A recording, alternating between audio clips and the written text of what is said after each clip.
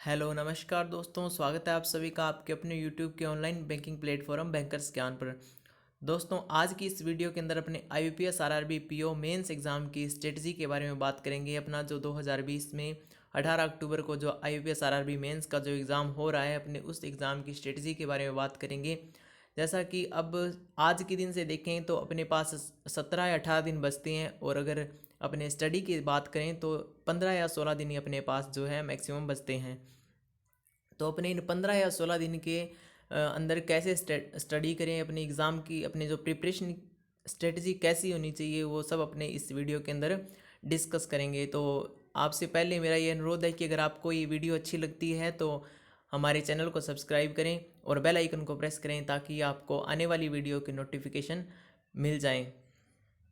तो जैसा कि आप सभी को पता है, 18 अक्टूबर को अपना आईयूपीएस आरआरबी पीओ मेंस 2020 का एग्ज़ाम है, और 31 अक्टूबर को आईयूपीएस आरआरबी क्लर्क का एग्ज़ाम है। तो एग्ज़ाम तो ऑन डेट ही होना है, जो डेट दी हुई है 18 अक्टूबर की, तो उसी डेट को एग्ज़ाम होना है। तो अपने ये देखते हैं कि अपने पास 15 दिन बचते हैं। 15 दिनों के अंदर अपने एग्ज़ाम अपने प्रिपरेशन की स्ट्रेटजी कैसे रखें कि अपनी जो और सेशनल कट ऑफ है, जो प्रत्येक सब्जेक्ट से सेशनल कट ऑफ अपनी क्लियर हो, और अपनी ओवरऑल कट ऑफ भी है वो अपनी कैटेगरी से क्लियर हो, तो जिससे से अपना जो मेंस का एग्ज़ाम है वो इजीली अपना क्लियर हो जाए और अपना सिलेक्शन हो जाए।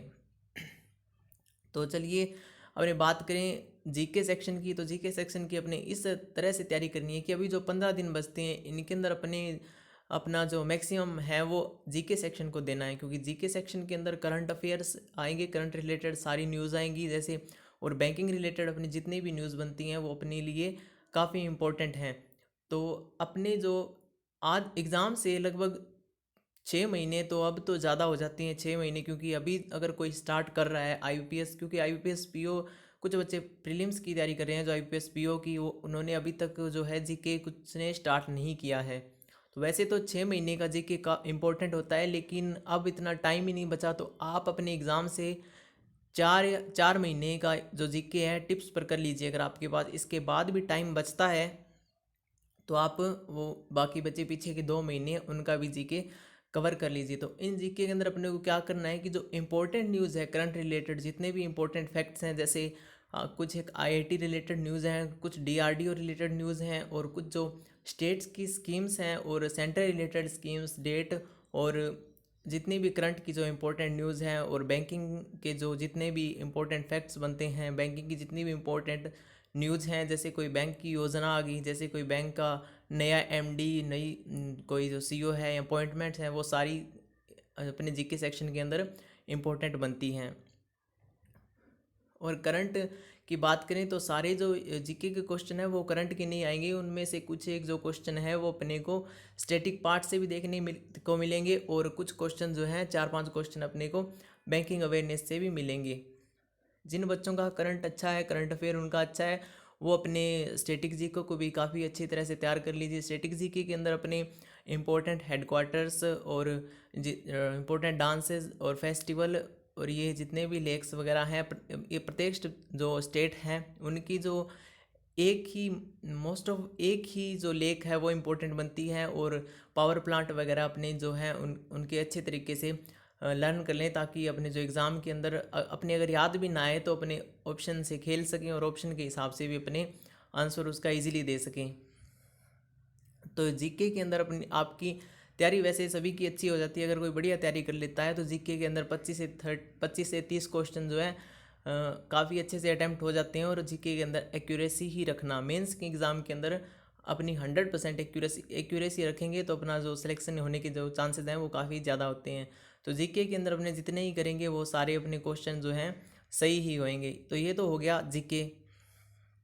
अब इसके बाद अपना दूसरा सब्जेक्ट जो बात करते हैं, तो दूसरा सब्जेक्ट बनता है इंपॉर्टेंट अपने लिए कंप्यूटर, क्योंकि बच्चों की जो है ओवरऑल कट ऑफ तो कईयों की क्लियर हो जाती है, लेकिन जो कंप्यूटर के अंदर है सेशनल कट ऑफ रह जाती है। तो इसलिए कंप्यूटर भी काफ़ी स्टूडेंट्स को टेंशन रहती है। तो कंप्यूटर के अंदर अब इतना टाइम नहीं बचा है अपने पास कि अपने जो हैं टॉपिक्स क्लियर कर लें, और उनको अच्छे से लर्न करके और उनके जो क्वेश्चन प्रैक्टिस कर लें। तो अब तो अपने पास ये इतना ही टाइम बचता है कि कंप्यूटर के अंदर अपने मैक्सिमम जितने क्वेश्चन हो सकते हैं उतने क्वेश्चन जो हैं अपने लर्न करें, उनको रिवाइज़ करें, मैक्सिमम टाइम उनको रिवाइज़ करेंगे तो अपने जो उनमें से कुछ क्वेश्चन हैं वो याद रह जाएंगे। जैसे क्वेश्चन बैंक आती है कंप्यूटर की, काफ़ी अलग अलग प्रकाशंस की जो कंप्यूटर की जो बुक है वो आती है, छोटी सी बुक आती है, 40-50 रुपये की बुक मिल जाएगी। आप उसको ले आइए, वो सफिशियंट है, क्योंकि इतनी कंप्यूटर की कट ऑफ नहीं जाती। और जिनके कंप्यूटर अच्छी है, अच्छे जिनकी कंप्यूटर की पहले से प्रिपरेशन है, वो अपने जो है मल्टीपल जो रिवीजन है उस पर फोकस करें। जैसे कंप्यूटर के अंदर, जैसे कंप्यूटर का जो इंट्रोडक्शन वाला पार्ट है उसके अंदर जैसे उनकी जो उनकी जनरेशन है, उनकी जो लैंग्वेज वगैरह है, ये सारा जो है याद कर लीजिए। नेटवर्किंग के अंदर भी उनकी नेटवर्किंग है, जो प्रोटोकॉल वगैरह है, लैंग्वेज वगैरह है, वो सारी आप अच्छे से याद कर लीजिए। और उसके बाद जो उसके हार्डवेयर सॉफ्टवेयर इनपुट आउटपुट्स हैं वो याद कर लीजिए। और इसके बाद जो अपने एमएस ऑफिस का पार्ट भी काफ़ी इंपॉर्टेंट बनता है, क्योंकि एमएस ऑफिस से एग्ज़ाम के अंदर कंप्यूटर के 40 क्वेश्चन में से लगभग 15 क्वेश्चन देखने को मिल जाते हैं। तो आप जो एमएस ऑफिस वाला पार्ट है जिसके अंदर अपने MS Excel, MS PowerPoint, WordPad और ये सारी जो हैं देखने को मिलते हैं, तो आप इस एमएस ऑफिस वाले पार्ट को अच्छे से इनके जो क्वेश्चन है वो क्लियर कर लेना। और ज़्यादातर तो जैसे 3 या 4 क्वेश्चन तो अपने को फुल फॉर्म से एब्रीविएशन से भी मिल जाते हैं, तो और कुछ क्वेश्चन जो हैं 3 या 4 अपने को शॉर्ट फॉर्म से भी मिल जाते हैं। तो कट ऑफ क्लियर करना ईजिली हो जाता है अगर अपने ये सब चीज़ें हैं जो अच्छे से पढ़ी हों। और कंप्यूटर के अंदर जैसे आपने देखें तो प्रत्येक क्वेश्चन जो है 0.5 मार्क्स का होता है, जिससे आपने जैसे 40 क्वेश्चन है तो वो 20 मार्क्स के होते हैं।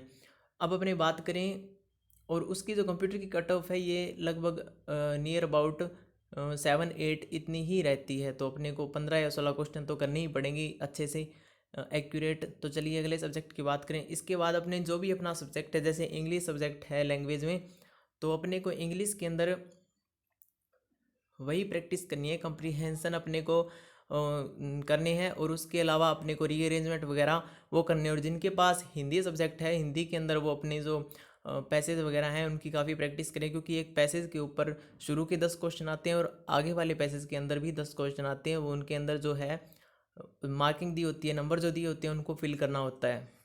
तो 20 क्वेश्चन तो यहीं से बन जाते हैं। और कुछ क्वेश्चन जो है रीअरेंजमेंट के आते हैं, और कुछ क्वेश्चन जो एक एक अलग अलग टॉपिक से एक एक क्वेश्चन या दो दो क्वेश्चन अपने को देखने को मिलते हैं। इससे हिंदी के 40 क्वेश्चन होते हैं। हिंदी की जो कट ऑफ है वो मैक्सिमम जाती है 20 नंबर तक, हिंदी की कट ऑफ जो है पहुंच जाती है।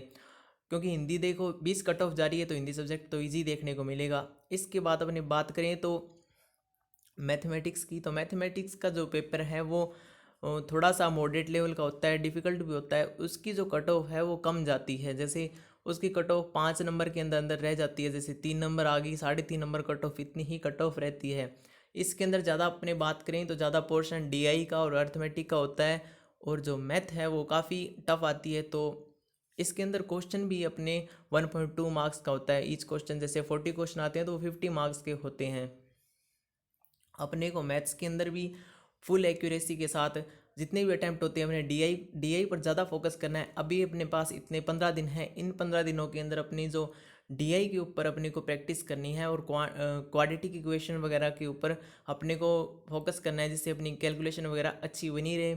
और अर्थमेटिक के क्वेश्चन जो टॉपिक अपने को आते हैं, क्योंकि अब टॉपिक करने का तो टाइम ही नहीं है, जो टॉपिक्स अपने को आते हैं उन टॉपिक्स पे अपने उनकी जो दोबारा उनका मल्टीपल रिवीजन करें, उसके उन टॉपिक पर उनके क्वेश्चंस पर अपने प्रैक्टिस करें। मॉडरेट लेवल के क्वेश्चन पर, डिफिकल्ट लेवल के क्वेश्चन पर अपने प्रैक्टिस करें, ताकि मेंस के अंदर अपने जो अर्थमेटिक के क्वेश्चंस हैं वो भी अपने अच्छे से कवर कर सकें। तो अपना अगर मैथमेटिक्स के अंदर अपना अच्छा हो गया ना पेपर, तो अपना सिलेक्शन आराम से हो जाता है।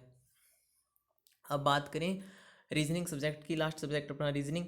रीजनिंग के अंदर भी 40 क्वेश्चन आते हैं, ये भी 50 मार्क्स के होते हैं। लेकिन रीजनिंग के अंदर अपने को सिलोस तो देखने को मिलते ही हैं मेंस के अंदर, और इसके अलावा अपने कथन कार्रवाई के क्वेश्चंस आते हैं, जो उनका अपने श्योरिटी नहीं होती कि ये सही होएगा या नहीं होगा। हाँ, जिसको काफ़ी अच्छे से आते हैं, उनका लॉजिक पता होता है, वो तो उन क्वेश्चन को अच्छे से कर देता है। और इनकी रीजनिंग की जो पजल की बात करें तो पजल थोड़ी सी लेंथी आती है, जैसे 2-3 वेरिएबल की पजल्स जो है अपनी रीजनिंग में देखने को मिलती हैं। और इसके अलावा अपने बात करें तो कोडिंग डिकोडिंग भी इसके अंदर नेक्स्ट लेवल की मिलती है। जैसे प्रीलिम्स की आती हैं उससे थोड़ी सी एडवांस आती हैं, अपने को हर चीज़ जो इसमें प्रीलिम से अपने को नेक्स्ट लेवल में देखने को मिलती है। तो ये तो होगी रीजनिंग। अब इसके अंदर रीजनिंग के अंदर भी अपने जैसे इनपुट आउटपुट भी अपने को नया टॉपिक देखने को मिलता है। इनपुट आउटपुट भी अपने को अगर अपने को टॉपिक आता है अगर इनपुट आउटपुट, तो उसके अच्छे से अपने को प्रैक्टिस करने की ज़रूरत है। अपने एग्ज़ाम से पहले कम से कम 20 या 30 इनपुट आउटपुट अलग अलग तरीके से बना लेने चाहिए, ताकि अपने को जो एग्ज़ाम के अंदर इनपुट आउटपुट आएगा वो अपने को करने में कोई प्रॉब्लम ना आए। और इसके बाद अपने जैसे इक्वलिटी इनइक्वलिटी के क्वेश्चंस आते हैं, तो वो भी नेक्स्ट लेवल के क्वेश्चन आएंगे। जैसे कोई अपने को देके जैसे एट द रेट देके उसका मीन दे देंगे कि बड़ा है या बराबर है, तो इस प्रकार के क्वेश्चन इक्वलिटी इनइक्वलिटी को देखने को मिलेंगे। लेकिन इक्वलिटी इनइक्वलिटी जो मेंस के एग्ज़ाम में काफ़ी कम आती हैं, तो अपने बाकी की जो टॉपिक्स हैं उनके ऊपर फोकस रखना चाहिए। तो अपने जो 200 क्वेश्चन आएंगे, 200 क्वेश्चन 200 मार्क्स के होंगे, लेकिन इनमें जो हैं 40-40 जैसे मैथ और उसके रीजनिंग के आएंगे, इनके 50-50 मार्क्स होंगे। तो 100 नंबर तो यहाँ से हो जाएंगे। और उसके बाद हिंदी और जीके के 40-40 क्वेश्चन आएंगे 40-40 मार्क्स के, तो 80 मार्क्स ये हो गए। और कंप्यूटर के जो 40 क्वेश्चन आएंगे 20 मार्क्स के, तो 20 मार्क्स ये हो गए, तो टोटल 200 मार्क्स हो गए। और अपनी बात करें जैसे हर स्टेट से एग्ज़ाम क्लियर करने के लिए अपने को कम से कम 100 क्वेश्चन तो अपने को एक्यूरेसी के साथ करने पड़ेंगे, ताकि 100 क्वेश्चन करेंगे तो इनकी मार्किंग इस तरीके से होती है कि अपने जो पेपर के अंदर जितने मार्क्स आते हैं उनके 80%, और इंटरव्यू के अंदर जो इंटरव्यू 100 नंबर का होता है उसमें से जितने मार्क्स आते हैं उनके 20% जोड़ के दोनों को मिला के कट ऑफ बनती हैं। तो वो कट ऑफ अपने अगर इसमें एग्ज़ाम के अंदर 100 क्वेश्चन आते हैं, तो 100 क्वेश्चन अपने सही होते हैं तो अपने 100 नंबर आते हैं, तो टोटल अपने 100 मार्क्स हो गए एग्ज़ाम के। और फिर इसके 80% से 80 नंबर बन गए। और इंटरव्यू के अंदर बात करें तो अपने इंटरव्यू के अंदर 15 मार्क्स भी मिलते हैं अपने को, तो 15 मार्क्स अपने 80 में जोड़ते हैं तो 95 मार्क्स। 95 तो लगभग हर स्टेट से इस बार की कट ऑफ क्लियर होने के चांसेस हैं। तो आप 100 क्वेश्चन का टारगेट लेके चलिए कि अपने को कम से कम 100 क्वेश्चन तो एक्यूरेट करने ही हैं। तो अपनी प्रिपरेशन को अच्छे से कीजिए, जीके कंप्यूटर के ऊपर फोकस करके चलिए, और मैथ रीजनिंग को थोड़ा सा लाइट कीजिए। मैथ रीजनिंग में बस प्रैक्टिस कीजिए। और मॉक टेस्ट एक बार मत लगाइए, मॉक टेस्ट आप एग्ज़ाम के पास में लगाइएगा अल्टरनेट डेज पे 1 या 2 दिन के डिफरेंस में। तो आप अपनी अच्छे से तैयारी कीजिए। आप सभी को मेंस के लिए best of luck. IBPS PO के लिए भी जो परसों या 3 तारीख को एग्ज़ाम होना है उसके लिए बेस्ट ऑफ लक। और आप सभी को अगर ये वीडियो अच्छी लगी है तो हमारे चैनल को सब्सक्राइब कीजिए। मिलते हैं नेक्स्ट वीडियो के अंदर। Thank you.